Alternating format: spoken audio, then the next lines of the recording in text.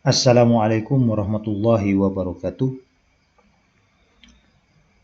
Pada pertemuan kali ini kita akan membahas tentang filosofi pendidikan yang terdiri dari ontologi pendidikan, epistemologi pendidikan, dan aksiologi pendidikan. Namun sebelum membahas hal itu, ada baiknya kita memahami terlebih dahulu apa yang dimaksud dengan filosofi pendidikan. Filosofi pendidikan merupakan landasan pendidikan yang dibangun melalui asumsi-asumsi filsafat dalam rangka memahami hakikat pendidikan dan praktik penyelenggaraannya. Maksudnya adalah bahwa pendidikan itu adalah usaha yang serius yang dilakukan manusia untuk memelihara manusia lainnya agar menjadi manusia yang lebih baik. Nah, oleh karenanya pendidikan itu harus dipikirkan, harus dikonsep, harus dibangun dengan serius pula. Nah, salah satunya adalah pendidikan itu harus berpijak pada landasan yang kokoh seperti filsafat. Nah, filsafat ini di dalamnya berisi asumsi-asumsi yang kritis, yang universal, yang sistematis, sehingga asumsi-asumsi yang kritis, yang radikal, yang universal itu nantinya dapat bermanfaat bagi penyelenggaraan pendidikan yang lebih baik. Karena apa? Karena landasan filsafat itu memiliki asumsi-asumsi yang kritis, radikal, universal, dan sistematis. Filosofi pendidikan sendiri itu berlandaskan pada 3 komponen dasar filsafat. Bahwa filsafat itu memiliki 3 komponen dasar. Filsafat apapun itu memiliki 3 komponen dasar, yaitu ontologi, epistemologi, dan aksiologi. Dalam konteks ini, karena kita mempelajari filosofi pendidikan, maka 3 komponen dasar yang dimaksud adalah ontologi pendidikan, epistemologi pendidikan, dan aksiologi pendidikan. Yang pertama, ontologi, atau ada yang mengartikan pengetahuan tentang hakikat, disebut ontologi. Apa yang dimaksud dengan ontologi? Bila kita pelajari secara bahasa, maka ontologi itu berasal dari bahasa Yunani yang terdiri dari 2 kata, yaitu ontos yang berarti being atau ada, kemudian logos yang berarti logik atau ilmu. Ontologi secara bahasa diartikan the theory of being qua being. Artinya teori tentang keberadaan sebagai keberadaan. Atau bisa diartikan ilmu tentang hakikat yang ada, membahas prinsip yang paling dasar atau mendalam dari yang ada. Pertanyaan dasarnya adalah, apa yang ada itu? Atau apa hakikat yang ada itu? Kalau dikaitkan dalam pendidikan, maka pertanyaannya menjadi, apa hakikat yang ada dalam pendidikan itu? Dalam hal ini, para filosof sejak ribuan tahun yang lalu sudah memikirkan tentang hakikat yang ada itu. Maka di antara sekian para filsuf itu terjadi perbedaan pendapat sehingga memunculkan aliran-aliran ontologi yang beragam. Bahkan dalam tradisi filsafat kontemporer, ontologi itu kemudian dibedakan dengan metafisika. Sebagaimana kita pelajari sebelumnya bahwa ontologi juga disebut dengan metafisika. Jadi ada yang menyamakan antara ontologi dan metafisika. Dan itu terjadi sejak ratusan tahun yang lalu sampai abad ke-20. Mereka menyamakan antara ontologi dan metafisika. Sementara dalam tradisi filsafat analitik yang berkembang pada masa kontemporer, itu mereka membedakan antara ontologi dan metafisika. Pada dasarnya, ontologi itu membahas tentang apa hakikat yang ada, apa makna ada, apa saja yang ada. Dengan kata lain, ontologi itu mencari tahu apa struktur dasar dari kenyataan atau apa struktur dasar dari keberadaan di dunia ini. Ontologi ini merupakan bidang kajian filsafat yang lama ya. Makanya dianggap kemudian sebagai kajian filsafat yang paling kuno karena dibahas oleh para filsuf sejak ribuan tahun yang lalu mengenai hakikat yang ada. Mereka berbeda pendapat tentang struktur dasar dari adanya alam semesta ini, misalnya. Seperti dari apakah alam semesta ini terbentuk, gitu ya. Bagaimana alam semesta ini terbentuk? Ada yang beranggapan bahwa hakikat adanya alam semesta ini berasal dari air, gitu ya. Ada yang berpendapat dari udara, ada yang berpendapat dari macam-macam ya. Maksud macam-macam di sini bukan hanya bersumber dari satu unsur, tetapi bersumber dari yang lain. Kalau Anda pernah menonton serial Eng, ya, serial Eng itu di dalamnya ada unsur api, ada unsur udara, unsur tanah, dan sebagainya. Nah, itu sudah dipikirkan para filsuf dulu bahwa struktur adanya alam itu adalah terdiri dari berbagai macam hal seperti unsur tanah, unsur api, unsur udara, dan lain sebagainya. Maka dalam membahas hakikat yang ada tentang alam semesta ini, para filsuf itu berbeda pendapat. Namun yang pasti, secara ontologis, apa yang dicari oleh para filsuf itu adalah struktur dasar dari yang ada itu apa. Nah, itu yang dibahas oleh ontologi. Kalau ontologi itu diimplementasikan dalam kajian pendidikan, maka yang dibahas itu adalah apa hakikat yang ada dalam pendidikan, apa makna yang ada dalam pendidikan, apa saja yang ada dalam pendidikan itu. Atau dengan kata lain, ontologi pendidikan itu ingin mencari tahu apa struktur dasar dari realitas pendidikan itu. Tentu struktur dasar ini akan membahas banyak hal.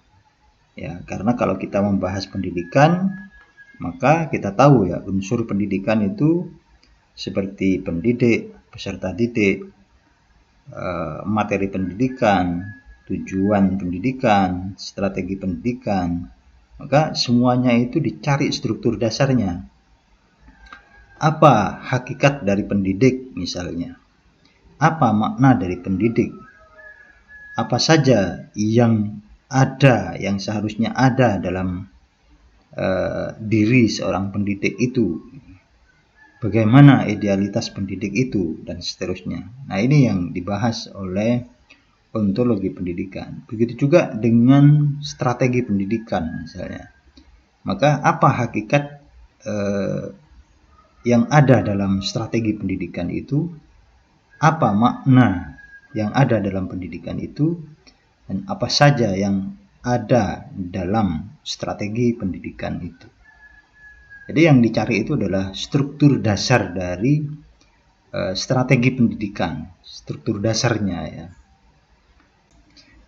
Oke, kembali pada pembahasan ontologi atau ilmu tentang hakikat yang ada. Para filsuf berbeda pendapat ya, sehingga melahirkan banyak aliran-aliran atau banyak madhab-madhab dalam filsafat ontologi. Seperti diantaranya adalah monisme, dualisme, pluralisme, nihilisme, dan agnostisisme.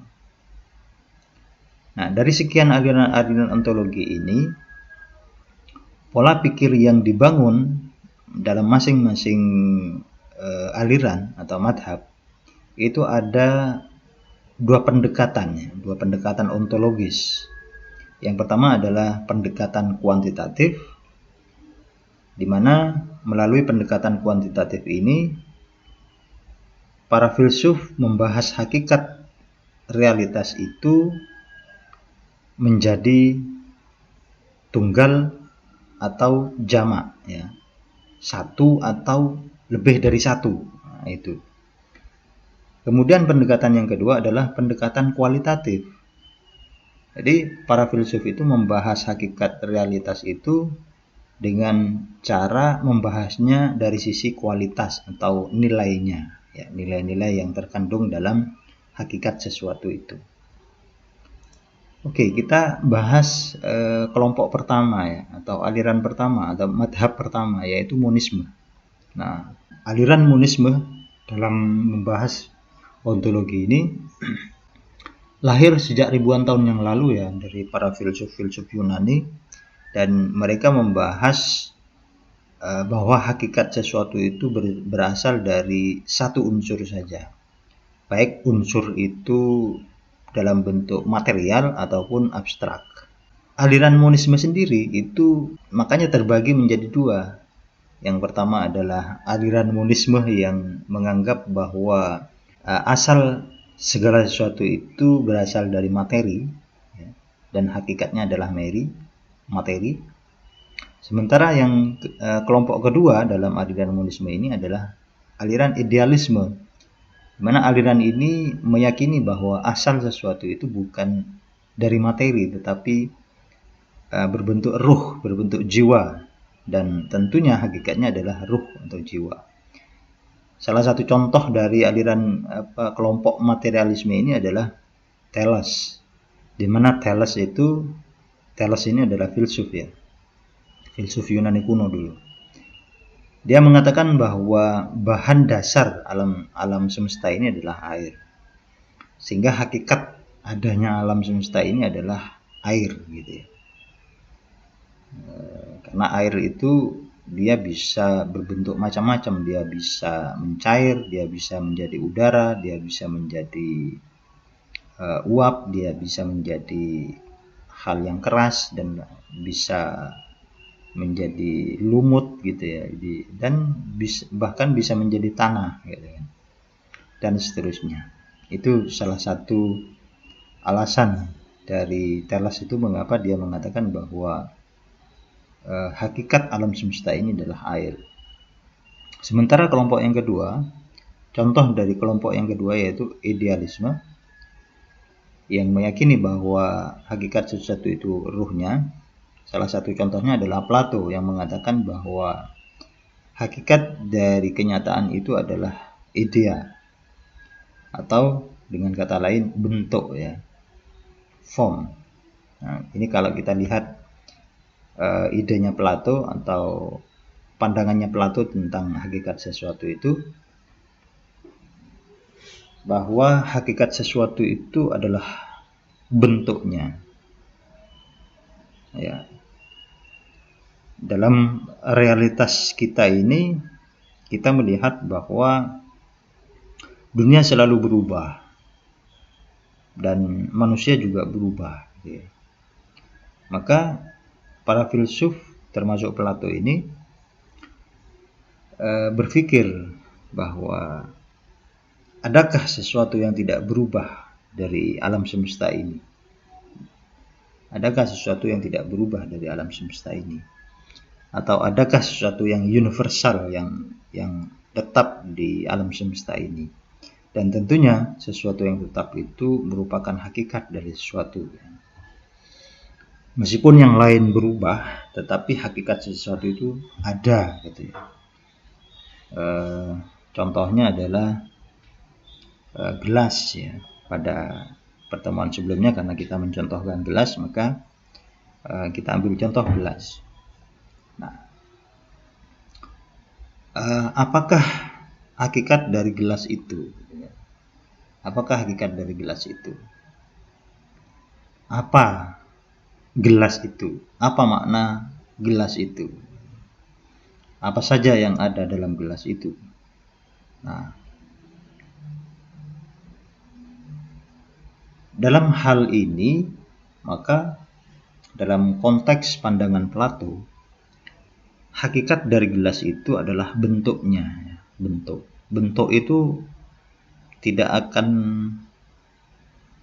hilang, ya. Tidak akan hilang.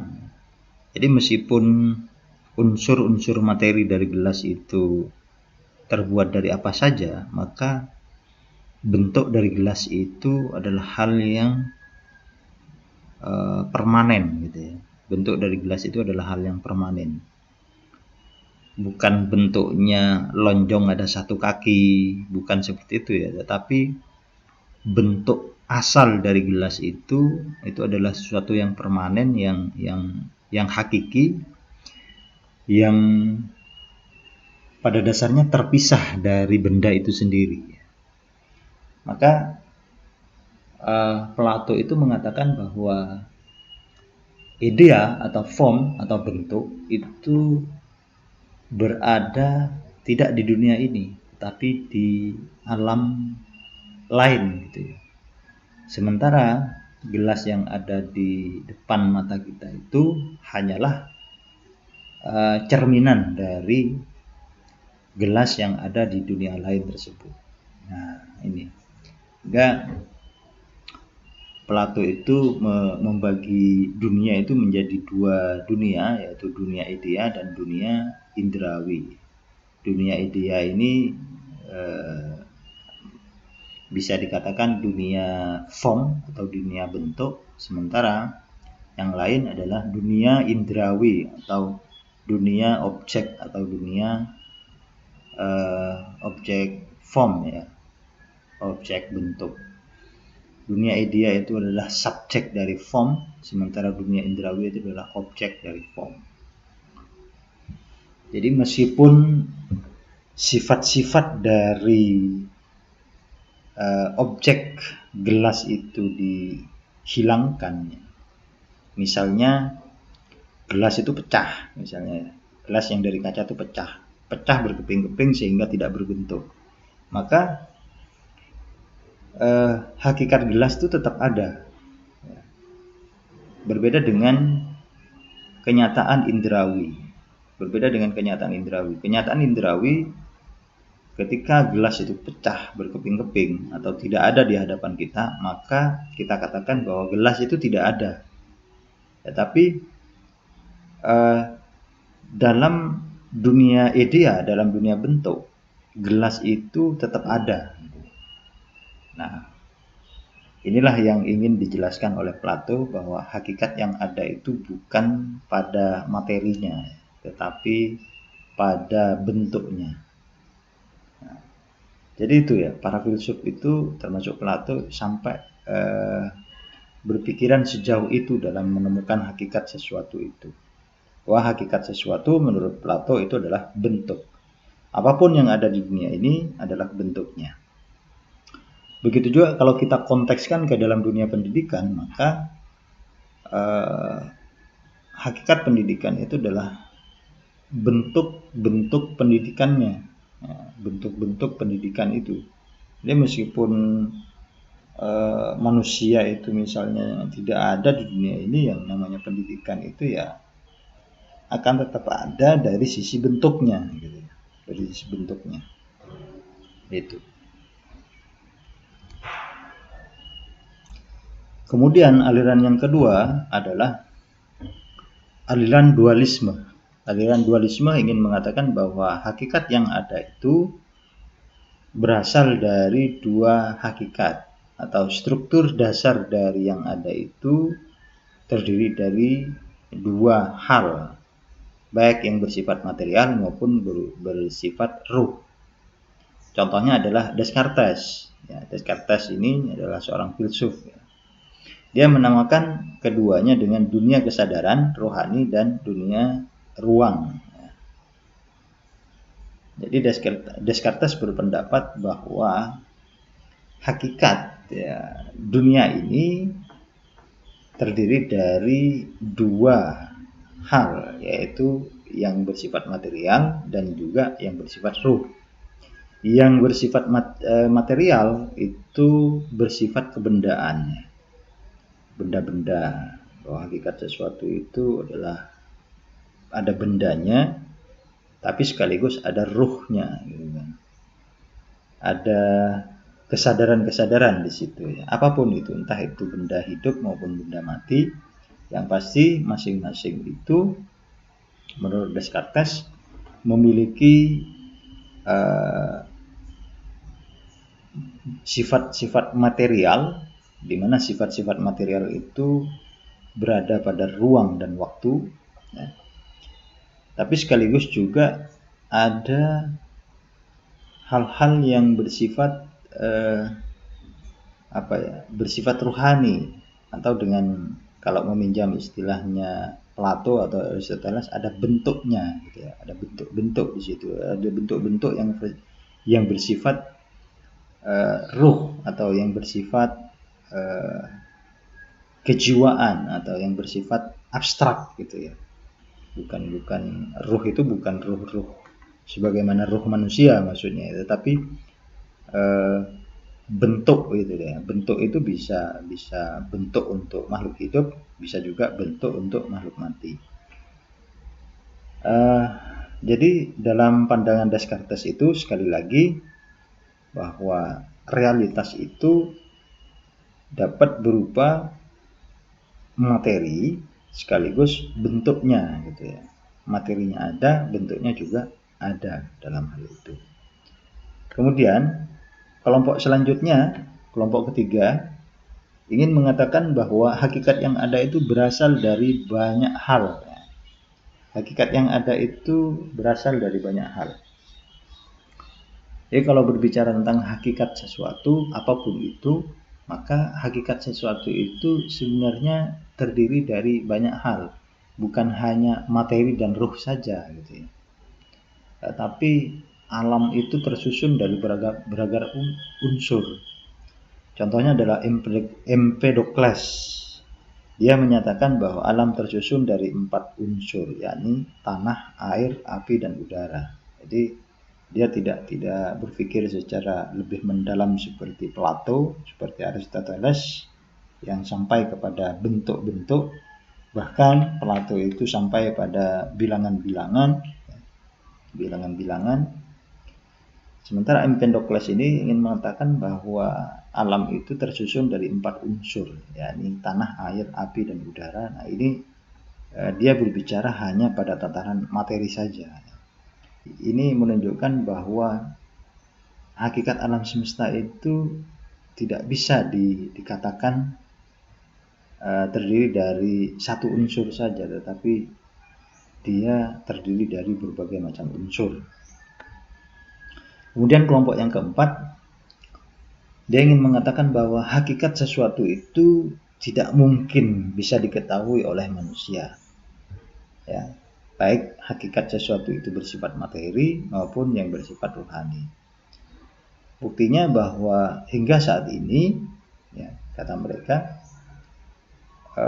manusia tidak mampu mengetahui hakikat yang sebenarnya, gitu, dari segala sesuatu itu.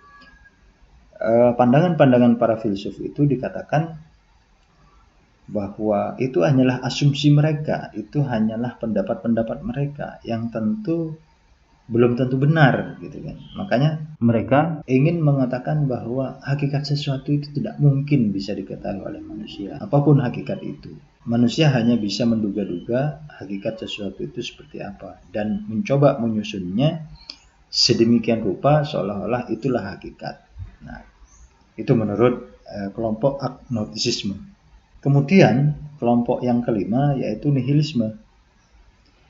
Nihilisme ini ingin mengatakan bahwa ya hampir sama dengan agnostisisme ya.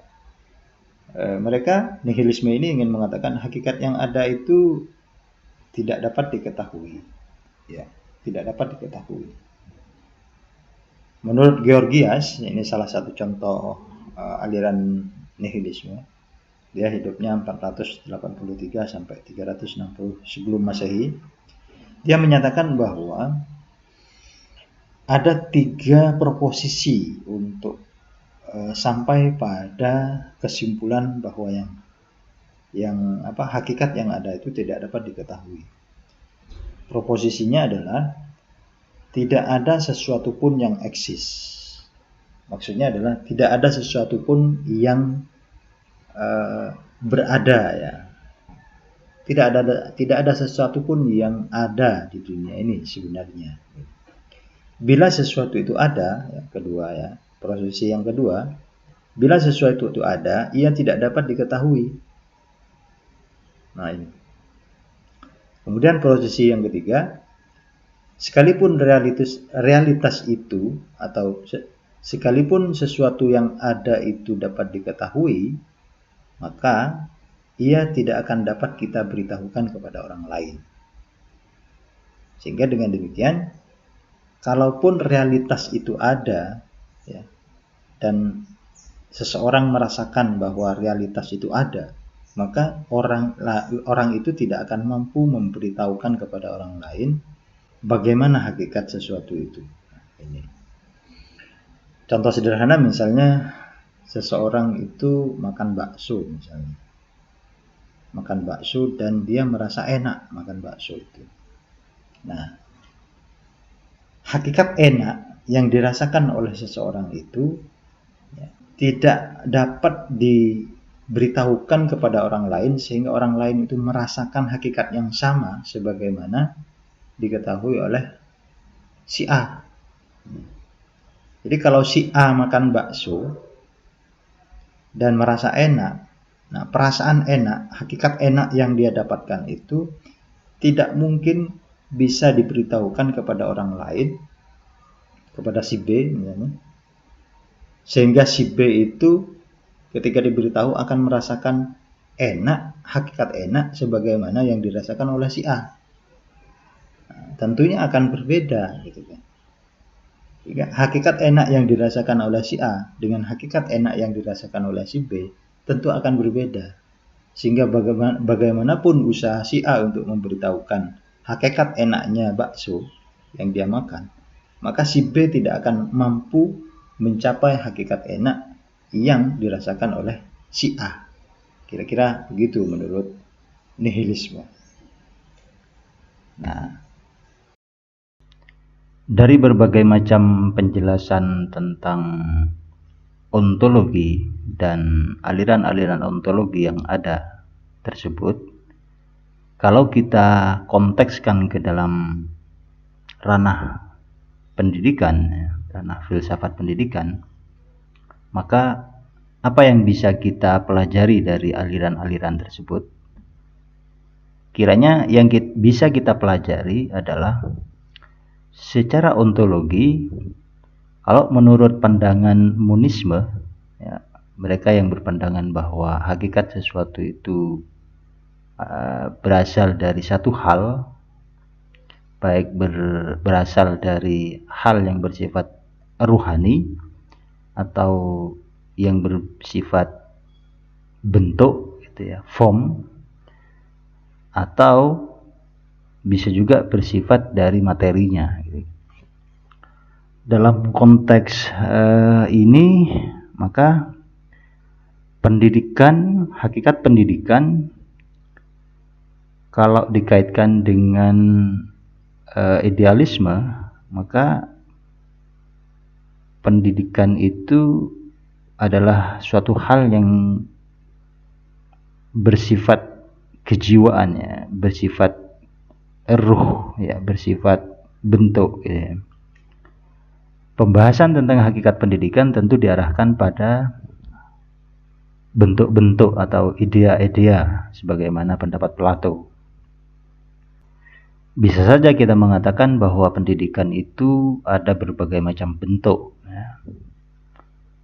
Hakikat bentuk dari pendidikan itu bisa bermacam-macam. Yang pasti bahwa bentuk pendidikan itu akan selalu ada dalam dunia pendidikan. Sementara dalam perspektif materialisme, maka hakikat pendidikan itu bisa dianggap dari sisi materialnya, bisa kita pahami dari sisi materialnya. Wah, hakikat pendidikan itu adalah materinya gitu ya. Bisa bahan-bahan dari pendidikan itu sendiri. Bahwa adanya pendidikan itu karena ada materi pendidikan di situ. Bukan dari bentuk atau model dari pendidikan. Nah, ini kalau kita ngambil dari pandangan materialisme. Sementara dari pandangan lain, misalnya dari dualisme yang mengatakan bahwa hakikat sesuatu itu terdiri dari dua hal, baik yang bersifat materi maupun yang bersifat ruh, maka mereka menganggap pendidikan itu hakikatnya terdiri dari unsur bentuk atau model dari pendidikan itu sendiri dan juga sekaligus unsur materi dari pendidikan itu sendiri. Artinya bahwa pendidikan itu tidak akan disebut pendidikan kalau tidak ada materinya, sekaligus juga tidak ada bentuk dari pendidikan itu sendiri. Kalau dalam perspektif nihilisme dan agnostisisme, bisa dikatakan bahwa hakikat pendidikan itu sulit diketahui oleh manusia.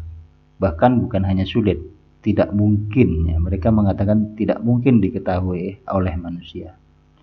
Realitanya selama ini manusia ingin menyelenggarakan pendidikan yang ideal, ingin menyelenggarakan pendidikan yang hakiki, namun selalu saja manusia itu kehilangan arah dalam mengantarkan manusia itu menjadi manusia yang hakiki, manusia yang seutuhnya. Proses pendidikan selalu saja terus berubah dan menuju kepada idealitas yang diinginkan oleh manusia itu sendiri. Ini artinya bahwa dalam pandangan agnostisisme dan nihilisme itu, hakikat pendidikan itu bukan hanya susah, tetapi memang tidak dapat diketahui oleh manusia itu sendiri. Demikianlah pembahasan kita dari sisi ontologi pendidikan, ontologi pendidikan dalam konteks filsafat pendidikan. Selanjutnya akan kita bahas filosofi pendidikan dari sisi epistemologinya. Sampai jumpa di video selanjutnya. Terima kasih.